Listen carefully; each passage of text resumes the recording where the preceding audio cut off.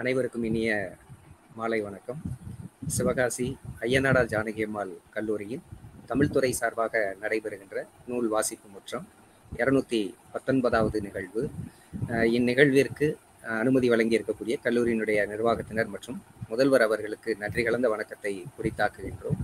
இந்த நிகழ்ச்சியினுடைய தொடர் ஒருங்கிணைப்பு செய்து கொண்டிருக்கக்கூடிய நமது தமிழ்துறையினுடைய தலைவர்கள், முதுகலை தமிழ்துறையினுடைய தலைவர் அருள்மொழி அம்மா அவர்களுக்கும், இளங்கலை தமிழ்துறையினுடைய தலைவர் சந்திரகுமார் ஐயா அவர்களுக்கும் நன்றியை தெரிவித்துக் கொள்கின்றோம். இன்றைய நாளில் நூல் கருத்துரை வழங்குவதற்காக நமது கல்லூரியை சார்ந்த ஆங்கிலத்துறை பேராசிரியர் முனைவர் ஆன்சி ஜெபசுந்தரி அவர்கள் இணைந்திருக்கின்றார்கள்.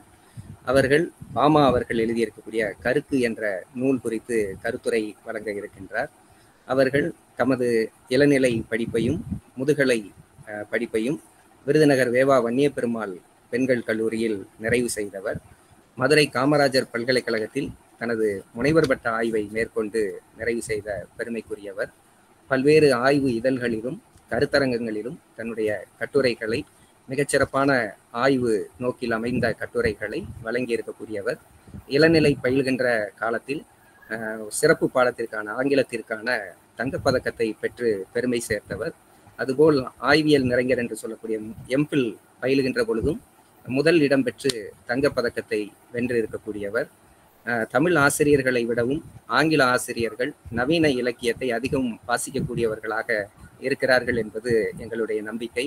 அந்த நம்பிக்கையினுடைய இன்றைய ஒரு சாட்சியாக நமது கல்லூரியினுடைய ஆங்கிலத்துறை பேராசிரியர் முனைவர் ஆன்சி ஜெபசுந்தரி அவர்கள் பாமா அவர்கள் எழுதிய கருக்கு என்ற நாவல் குறித்து பேச வருகின்றார்.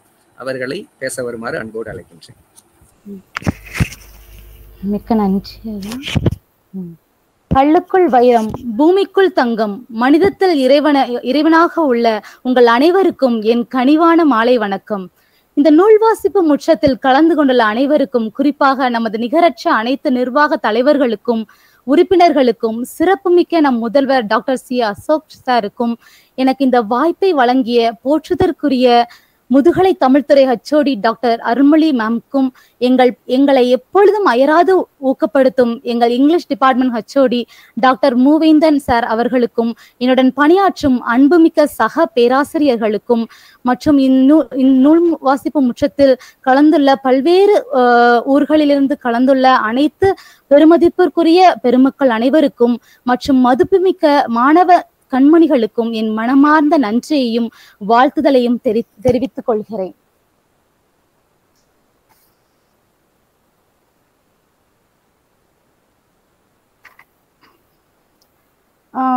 இதுல இன்னைக்கு நம்ம பார்க்க போறது பாமாவுடைய கருக்கு என்ற ஒரு தனிப்பெரும் ஒரு நூல்.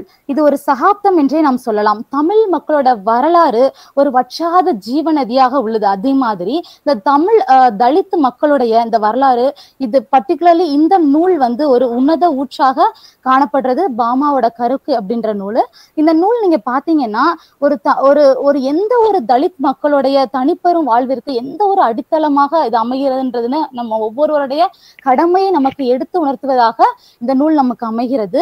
இதுல ஏன் நம்ம அப்படி சொல்றோம் அப்படின்னு சொன்னோம்னா,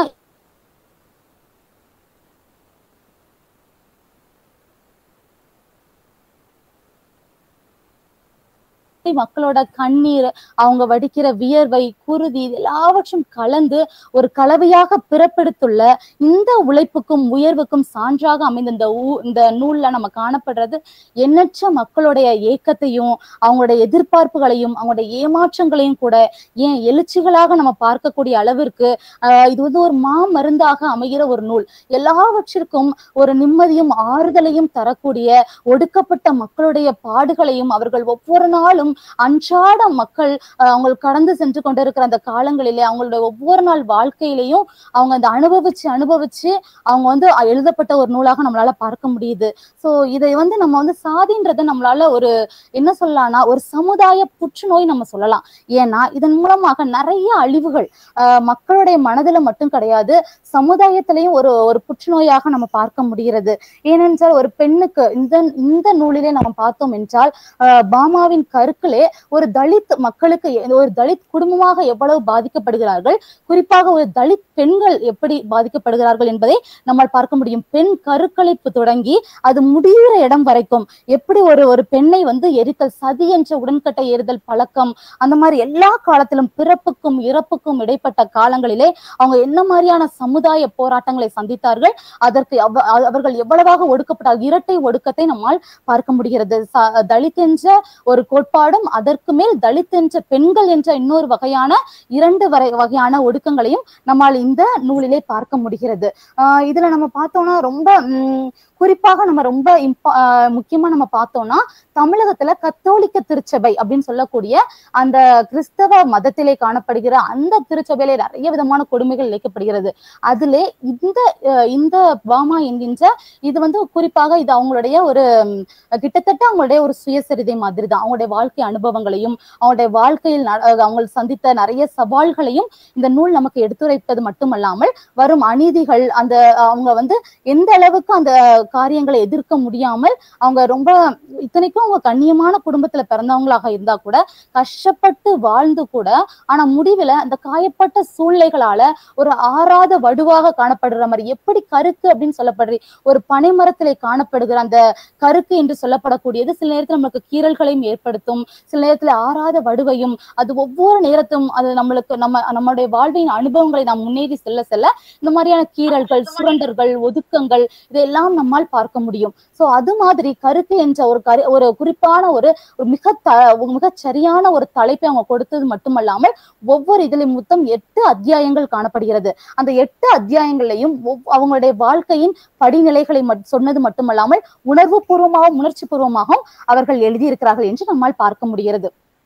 இது நம்ம ஒரு சுருக்கமா இதோட கலைக்களத்தை சொல்லுவோம் என்றால், ஒரு தமிழ்நாட்டுல ஒரு பிறந்த ஒரு தெலுங்கு மொழி தெரிந்த ஒரு குழந்தைக்கு ஏற்பட்ட ஒரு பெண்களுக்கு குறிப்பாக ஏற்பட்ட ஒரு அவங்க குழந்தை பருவத்துல இருந்து எப்படி அவங்க குடும்பம் ரொம்ப போராட்டத்தின் மத்தியில ஒரு இந்து குடும்பமாக பிறந்து அவங்க எப்படி ஒரு தலித் குடும்பமாக இருந்து அவங்க கிராமத்திலே உள்ள உயர்தர மக்களினால், உயர்தர கிராமவாசிகளால் எப்படி அவங்க ஒடுக்கப்பட்டு மறுபடியும் மதமாற்றம் செய்து ஒரு தலித் கிறிஸ்தவர்களாக மாற்றம் செய்யும் போது அவங்க ரொம்ப விதமான வன்முறைகளையும் அவங்களுடைய ரொம்ப சமூகத்தால் ஏற்பட்ட பாதிப்புகளையும் பார்ப்பதை காண முடிகிறது. அது மட்டும் இல்ல, அவங்க வயதாகும் போது அவங்களுடைய வாழ்க்கை நிறைவு பகுதியில கூட இந்த சாதின்ற கொடுமைக்கு அவங்க எப்படி உள்ளாக்கப்படுகிறார்கள், பொருளாதார ஏற்றத்தாழ்வுனால அவங்க எப்படி எல்லாம் பாதிக்கப்படுறாங்க, இது எல்லாத்தையும் நம்மளால அவங்க ஆசிரியர்களால, வகுப்புல உள்ள சக மாணவர்களால எப்படி எல்லாம் பாதிக்கப்படுறாங்க அப்படின்றத இந்த இதுல நமக்கு சொல்லி இருக்கிறாங்க.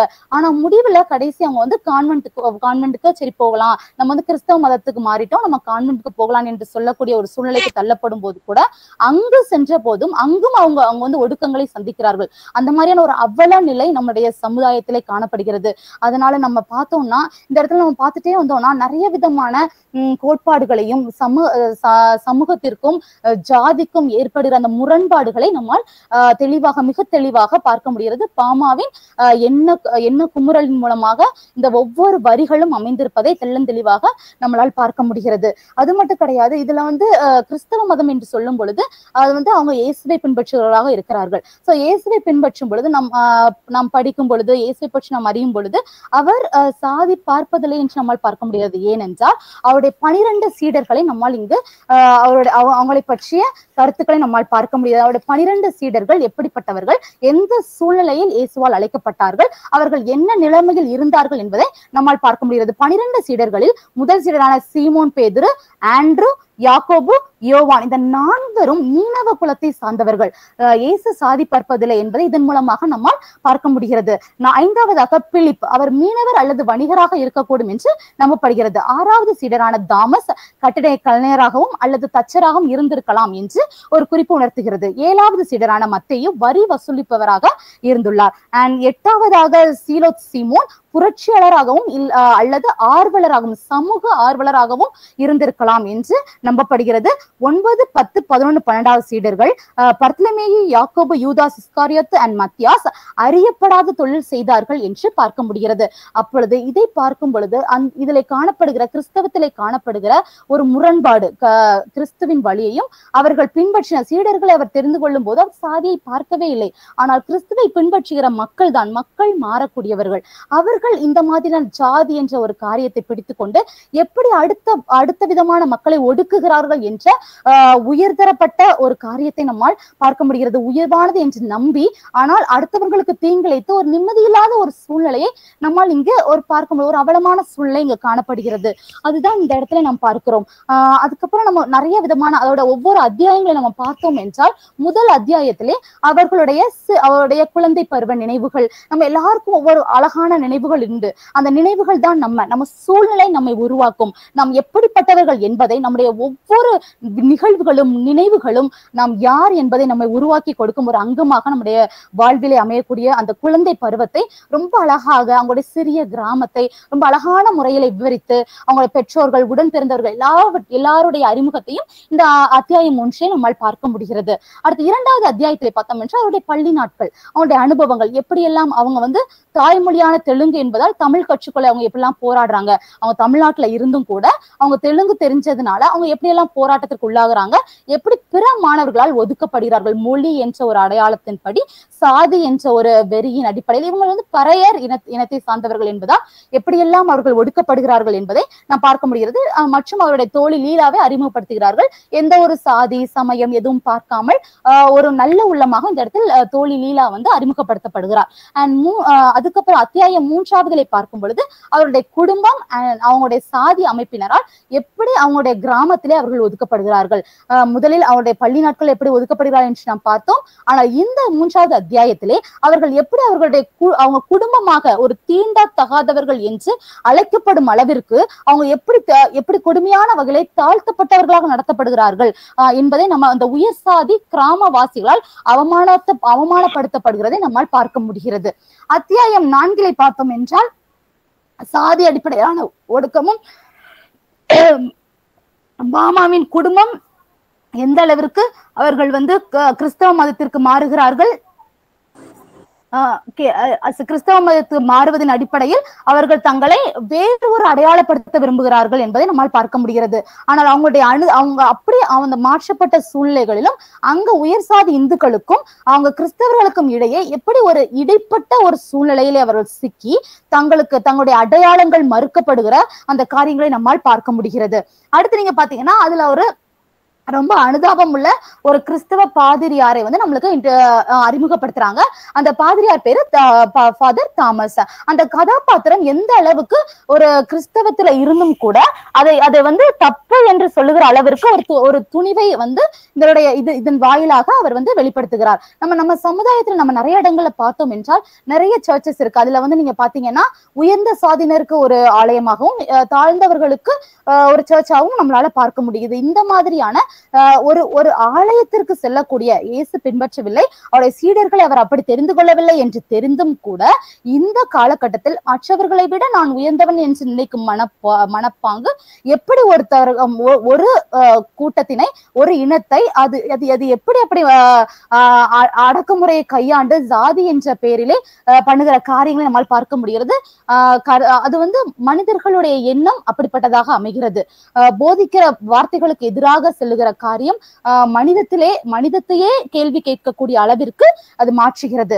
அத்தியாயம் 5 பார்க்கும் பொழுது இளமை பருவமும் அவருடைய விழிப்புணர்வும், ஒரு இளமை பருவத்திலே ஒரு வளர்ந்து வருகிற அந்த சமுதாயத்திலே என்ன மாதிரியான ஆணாதிக்க விதிமுறைகள், அதன் மூலமாக ஒரு பெண்ணாக, ஒரு தலித் பெண்ணாக அவர் எவ்வளவு விதமான ஆணாதிக்கத்திற்கு அவர் உட்படுகிறார்கள், அதுக்கு எதிராக அவர் குறித்து கேள்வி கேட்கும் பொழுது என்ன மாதிரியான பிரச்சனைகளை அவருடைய வாழ்க்கையிலே அவர்கள் சந்திக்கிறார்கள் என்பதை ரொம்ப தெளிவாக இந்த இடத்திலே அத்தியாயம் 5 அவர் குறிப்பிட்டுள்ளார். அடுத்து நம்ம பார்த்தோம் என்றால் அத்தியாயம் 6 இதுல உயர்கல்வி மற்றும் அவருடைய செயல்பாடுகள் எல்லாமே. அதுக்கப்புறம் தான் அவங்க கான்வென்ட் என்று சொல்லக்கூடிய ஒரு கன்னியாஸ்திரிகள் மடத்திற்கு அவர்கள் வந்து அடுத்து சேருகிறார்கள். அங்கே எப்படி வந்து அவங்களுடைய குடும்பத்தினராக இருந்தாலும் அவருடைய உறவினர்களாக இருந்தாலும் அவர்களாலும் அவர் புறக்கணிக்கப்படுகிறார்கள். ஏனென்றால் ஒரு கன்னியாஸ்திரி மடத்தில் சேர்வதன் மூலமாக குடும்பத்தினரால் ஏற்றுக்கொள்ள முடியவில்லை. இன்னொரு ஒரு அடுத்த ஒரு முற்றிலும் முரண்பாடான ஒரு காரியத்திற்குள்ளே நுழைவதை குடும்பத்தால் ஏற்றுக்கொள்ள முடியவில்லை.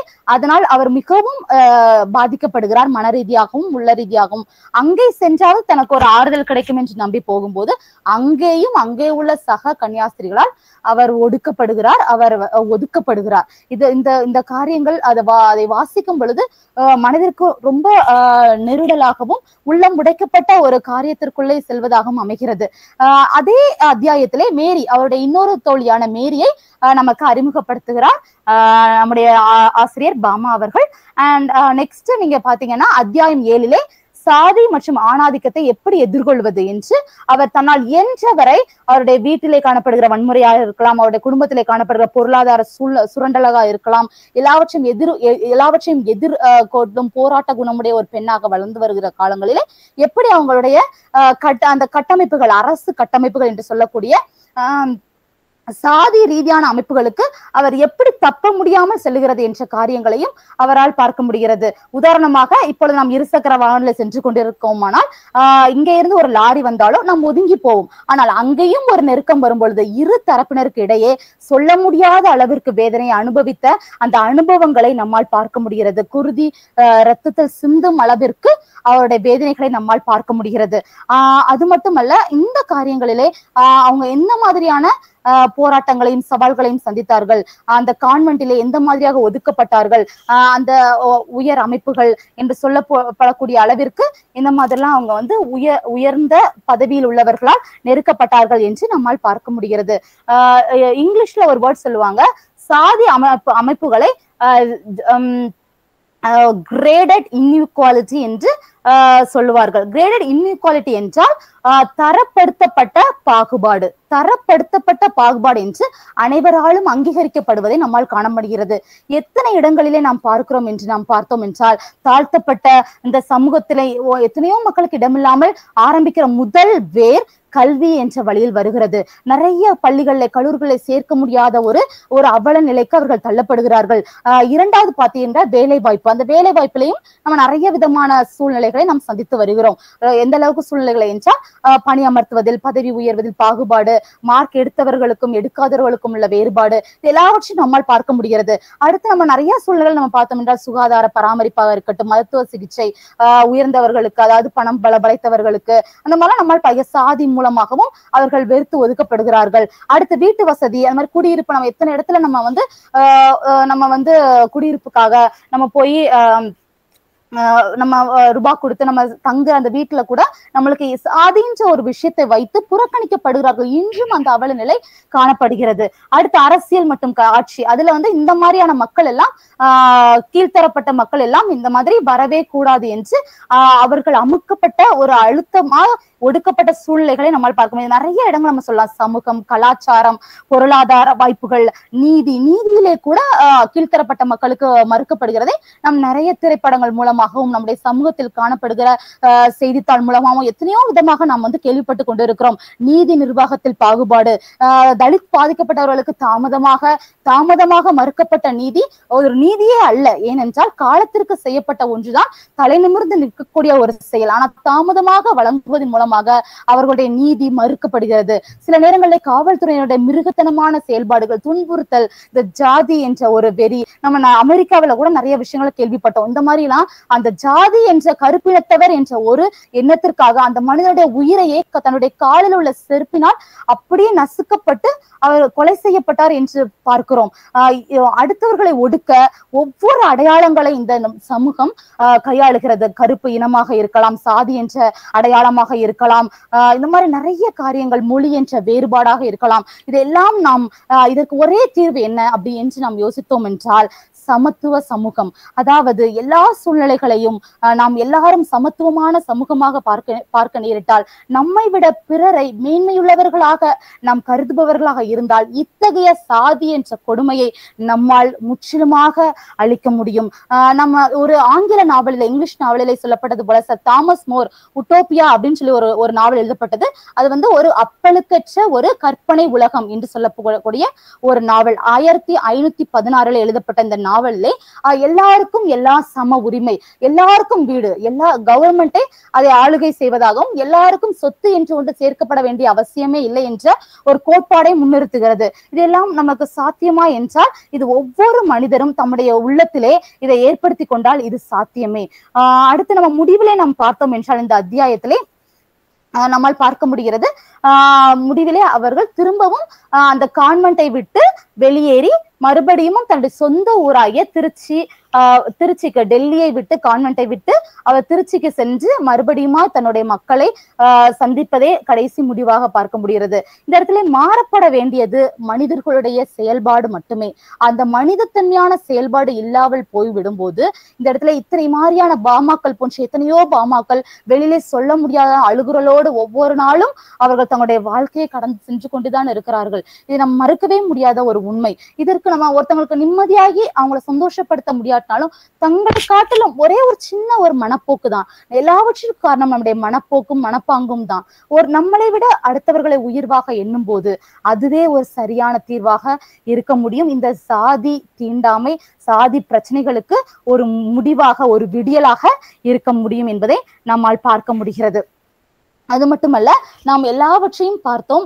அவங்களுடைய வாழ்க்கையிலே அவர்கள் ஏற்பட்ட இன்பங்கள், அவங்களுடைய துன்பங்கள், அவங்க எல்லா சூழ்நிலைகளையும் எப்படியெல்லாம் அவங்க பாலியல் ரீதியாக இந்த இடத்துல அவர்கள் ஒதுக்கப்பட்டுள்ளார்கள். ஒரு ஆணாதிக்க சமூகத்திலே ஒரு பெண்ணுக்கு இந்த இடத்துல சில நேரங்களில், எல்லாரும் அப்படி அல்ல, ஆனால் அந்த நல்ல சிந்தனை உள்ளவர்களும் இருக்கிறார்கள். ஆனால் தீமையான மக்களுக்கு நடுவிலே பாதிக்கப்பட்ட பெண்கள் இன்னும் பாதிக்கப்பட்டவர்களாக இன்னும் மீண்டும் வர முடியாத வழியோடு அவர்கள் நிதானித்து தங்களுடைய பாதையிலே ஓடிக்கொண்டிருப்பதை பார்க்க முடிகிறது.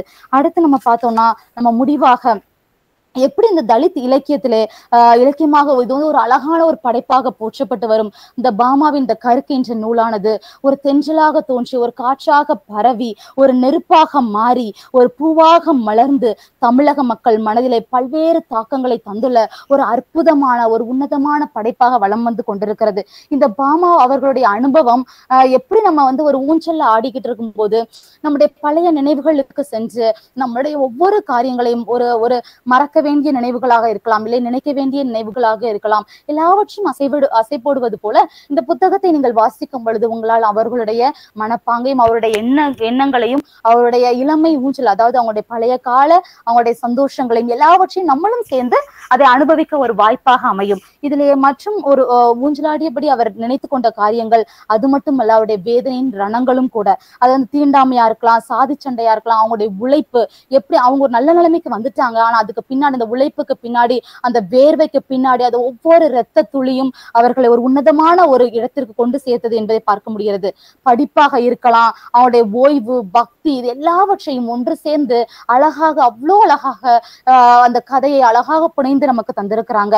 பல கோணங்கள்ல நம்மளால ஆராய முடியும். அது மட்டும் இல்ல, இது வந்து யார் ஒருவர் இந்த சமுதாயத்திலே பாதிக்கப்படுகிறாரோ அந்த அவர்களின் மூலமாக கிடைக்கப்பட்ட படைப்பானது நமக்கு எப்படியும் ஒரு மாற்றத்தை ஏற்படுத்தும். ஒரு அவர்களிடம் பிறக்கும் ஒரு படைப்பு எப்படியானதாக இருக்கும் என்றால் புதுமையானதாகவும் புனிதமானதாகவும் அதையே விட புரட்சியானதாகவும் இருக்கும் என்பதில் எல்லளவும் சந்தேகமே இல்லை.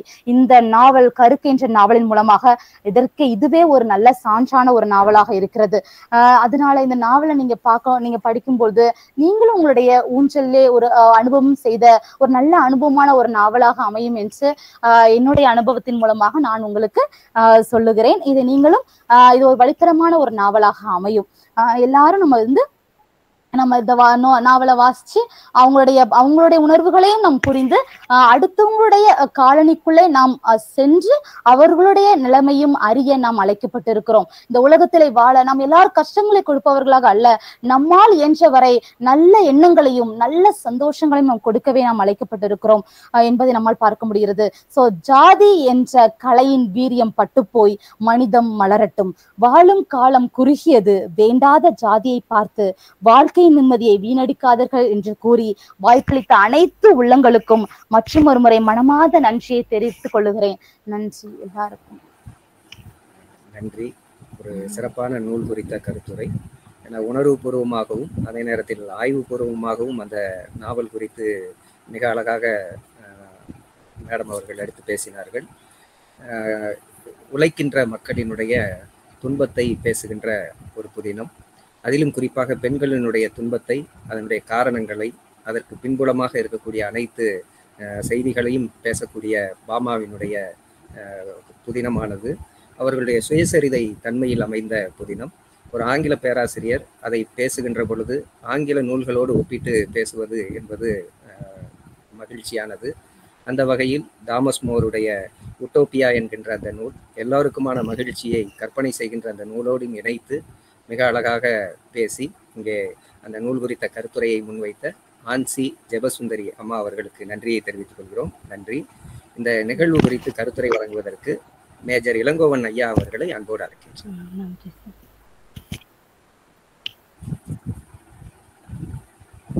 ஐயா சத்தம் கேட்கலங்க. ஐயா ஐயா கேட்கலங்க. மேஜர் ஐயா ஐயா மேஜர் ஐயா கேட்கலங்க.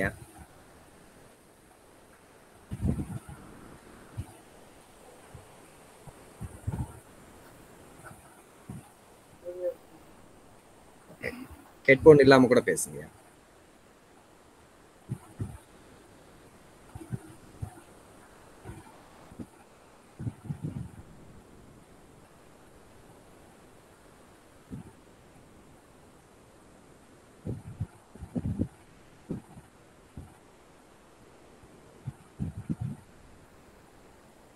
ஐயா மைக் மியூட்ல இருக்கீங்க.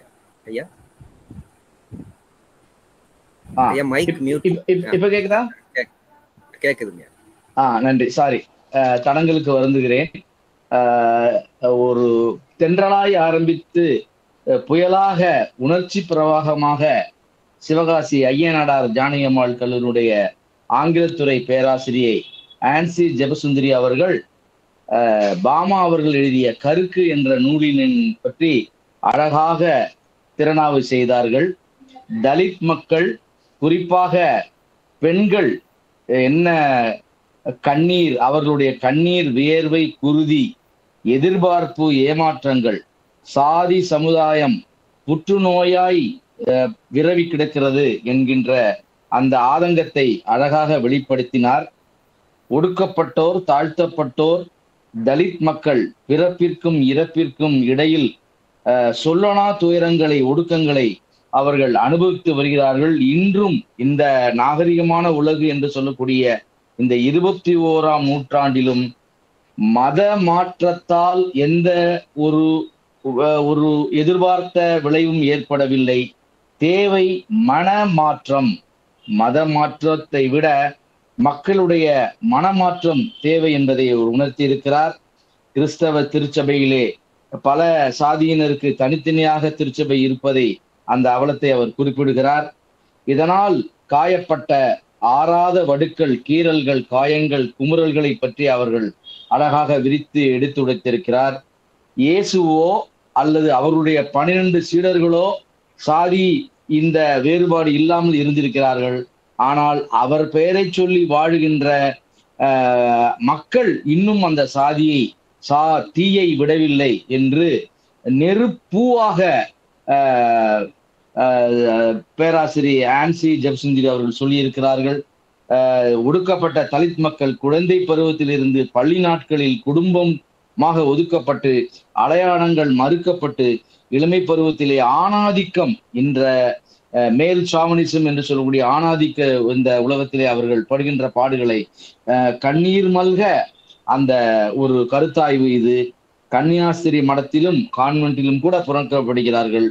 ஒடுக்கப்படுகிறார்கள் மட்டுமல்ல, ஒதுக்கப்படுகிறார்கள் என்ற அந்த ஒரு கருத்தையும் முன்னிறுத்தி இருக்கிறார். போராட்ட குணமுள்ள பெண்ணாக அந்த கதாநாயகி சித்தரிக்கப்படுகிறார்கள். ஆங்கிலத்திலே கிரேடட் இன்இக்வாலிட்டி என்ற ஒரு புதிய சொற்றொடரை நமக்கு அறிமுகப்படுத்தியிருக்கிறார். கிரேடட் இன்இக்வாலிட்டி அரசியலிலே, சமூகத்திலே, கலாச்சார ரீதியிலே, பொருளாதாரத்திலே மக்கள் ஒடுக்கப்படுவது இந்த அவலநிலையை அவர் அழகாக படம் பிடித்து காட்டியிருக்கிறார். ஜஸ்டிஸ் டிலேய்டு இஸ் ஜஸ்டிஸ் டினைடு என்று சொல்வார்கள். தாமதப்படுத்தப்பட்ட நீதி மறுக்கப்பட்ட நீதி என்று அவர் சுட்டிக்காட்டியிருக்கிறார். அமெரிக்க கருப்பினர் போலீஸ் ஒரு கருப்பின ஒரு குடிமகனை காலணியால் மிதித்து கழுத்தை நெரித்து அவர் மூச்சு திணறி இறந்து போகிற வகை அவர் இறுக்கி கொல்லப்பட்டார். இந்த சம்பவம், இந்த வருந்தத்தக்க துயர சம்பவம் அமெரிக்காவிலும் நடந்திருக்கிறது. அங்கும் இந்த ஒரு சாதி தீ நெருப்பாக எரிந்து கொண்டிருக்கிறதை, தணிக்க முடியாத நெருப்பாக இருப்பதை அவர் ஆதங்கத்துடன் தெரிவிக்கிறார். தாமஸ் மூர் அவர்கள் எழுதிய உட்டோப்பியா என்ற அந்த ஒரு ஐடியல் ஒரு உன்னதமான நிலையை நோக்கி அவர்கள் செல்ல வேண்டும், இன்றைய மக்கள் கொதித்து எழ வேண்டும், புரட்சி செய்ய வேண்டும் என்ற அந்த கருத்தினை அவர்கள் வலியுறுத்தி இருக்கிறார்கள். காலம் மாறும், ஒரு நாள் நியாயம் பிறக்கும் என்ற நம்பிக்கையிலே நாம் தொடர்ந்து நடைபெறுவோம். தலித் மக்களுடைய குரலாக தலித் மக்களுடைய இன்னல்களை இனிமையாக எடுத்து உரைத்து அவைக்கு முன்வைத்த சிவகாசி ஐயனாடார் ஜானகி அம்மாளுடைய ஆங்கிலத்துறைக்கும் அந்த நிகழ்ச்சியினை ஏற்பாடு செய்த தமிழ் துறைக்கும் மிக உரித்தான நன்றியை தெரிவித்துக் கொண்டு இந்த திறனாய்வு சிறப்பாக அமைந்திருக்கிறது, ஒரு விழிப்புணர்வை ஏற்படுத்தும், வெளிச்சத்தை கொண்டு வரும் என்ற நம்பிக்கையிலே நிறைவு செய்கிறேன். நன்றி, வணக்கம். நன்றி. கருத்துரை வழங்கி சிறப்பிக்க மேஜர் இளங்கோவன் ஐயா அவர்களுக்கு நன்றி. நிறைவாக நன்றி உரை வழங்குவதற்கு தமிழ்துறை உதவி பேராசிரியர் முனைவர் சே சாந்தி அவர்களை அன்போடு அழைக்கின்றேன். அனைவருக்கும் இனிய மாலை வணக்கம். நூல் வாசிப்பு முற்றம் நிகழ்வு 219 பன்னாட்டு அளவிலான நூல் வாசிப்பு முற்றத்தை தொடர்ந்து நாங்கள் நடத்துவதற்கு நல் வாய்ப்பினையும் வழிகாட்டுதலையும் வழங்கி வரும் கல்வி தாளாளர், முதல்வர் உள்ளிட்ட உறுப்பினர்களுக்கு நிகழ்ச்சியை சிவகாசி கல்லூரி ஆங்கிலத்துறை உதவி பேராசிரியர் முனைவர் ஆன்சி ஜெபசுந்தரி அவர்கள் பாமா எழுதிய நூல் குறித்து கருத்துரை வழங்கினார்கள். ஒரு தேர்ந்த பிரசங்கியை போல் தன்னுடைய உரையை தொடங்கினார் என்றுதான் கூற வேண்டும். தொடக்கம் முதலாக இறுதி வரைக்கும் அவர் ஒரு ஆலயத்தில் எப்படி பிரசங்கம் செய்வார்களோ அது போலவே தன்னுடைய கருத்துரையை தொடர்ந்து வழங்கினார். பாமாவுடைய அந்த நூலை எடுத்தவுடனே அனைவருக்கும் வாசிக்கிறதுக்கு தூண்டிய மிக முக்கியமாக காரணமாக இருந்து அதனுடைய தலைப்பு கருக்கு என்றால் என்ன என்பதாக ஒரு ஆவலில் தான் அனைவரும் வாசிக்க தொடங்கினர். அந்த அளவிலே கருக்கு என்ற நூலுக்கான தலைப்பு விளக்கத்தை அழகாக எடுத்துரைத்து பேசினார். தொடக்க காலத்திலே இந்துக்களில் பெரும்பான்மையான மக்கள் கல்வி நிமித்தமாகவே கிறிஸ்தவ மதத்திற்கு மதம் மாறினார்கள் என்ற வரலாற்று குறிப்பினையும் முன்னிறுத்தி பேசினார். கிறிஸ்தவ பாதிரியார்களும் கன்னியாஸ்திரிகளும் மக்களிடையே உரையாற்றும் பொழுது அந்த கிறிஸ்தவ சாயத்தை பூசிக்கொண்டும் விடுதிகளில் தங்கியிருக்கும் பொழுது வேறு விதமான முகச்சாயம் பூசியிருப்பதையும் பாமா பதிவு செய்திருப்பார். அதையும் ஒரு நல்ல முறையில் எடுத்துரைத்து பேசினார்கள். வெளிநாட்டினர் மத்தியிலே மொழியால் இந்தியர்கள் புறக்கணிக்கப்படுவது போல் நம் நாட்டிலே சாதி, மனம், இனம் போன்ற பல்வேறு காரணிகளால் மக்கள் இன்னும் புறக்கணிக்கக்கூடிய நிலை தொடர்ந்து வண்ணமே இருக்கின்றது என்ற பாமாவினுடைய ஆதங்கத்தை முன்னிறுத்தி பேசிய பேராசிரியர் அவர்களுக்கு நன்றி.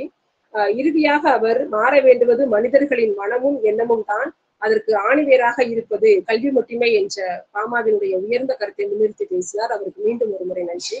இன்றைய நிகழ்வு குறித்த கருத்துரை வழங்கிய மேஜர் இளங்கோவன் ஐயா அவர்களுக்கும், சிங்கப்பூரை சார்ந்த முனைவர் ரத்தின வெங்கடேசன் ஐயா, மலேசியாவை சார்ந்த முனைவர் குணசீலன் சுப்பிரமணிய ஐயா, திரு மேகவர்ணன் ஜெகதீசன், TN ராமசாமி ஐயா, சவுந்தரபாண்டியன் ஐயா, தொடர்ந்து நம்மோடு பயணித்துக் கொண்டிருக்கின்ற உள்நாடு மற்றும் வெளிநாடு வாழ் தமிழ் ஆர்வலர்கள், மாணவர்கள், பேராசிரியர்கள் ஆகிய அத்தனை பேருக்கும் நன்றி கூறிக்கொள்கின்றோம். நன்றி.